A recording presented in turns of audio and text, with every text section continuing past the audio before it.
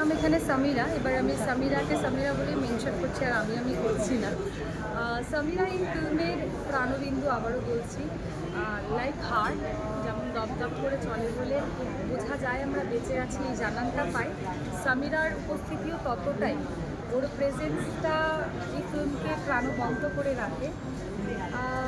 সামিরা দুনিয়া দেখতে ভালোবাসে, দুনিয়া দেখতে চায়, পৃথিবী ঘুরতে চায়। তো ও চাইতো যে যেন এই ঘোরাটা ওর ফিরোজের সাথেই হয়। ফিরোজ ঠিক ততটাই উল্টো একটা মানুষ, কিন্তু সামিরার বেস্ট ফ্রেন্ড, ওকে বোঝে একমাত্র সামিরাই।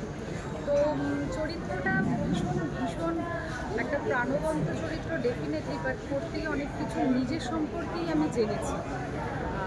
ভীষণ ভীষণ ভালো লেগেছে। এরকম সূক্ষ্ম অনুভূতির চরিত্র তো কম পাওয়া যায়। কাজটা করে খুব আনন্দ পরিতৃপ্ত হয়েছে। তোমার এই ক্যারেক্টারটা তোমার অন্য প্লে করা ক্যারেক্টার থেকে কত আলাদা? এই চরিত্রটা আমার অন্যান্য চরিত্রের থেকে সম্পূর্ণ আলাদা। তার কারণ হলো এই প্রথম বোধহয় আমি আমার মতন একটি চরিত্রায়নে সুযোগ পেয়েছি। এর আগে যে কাজগুলো করেছি কোনো চরিত্রই আমি নিই।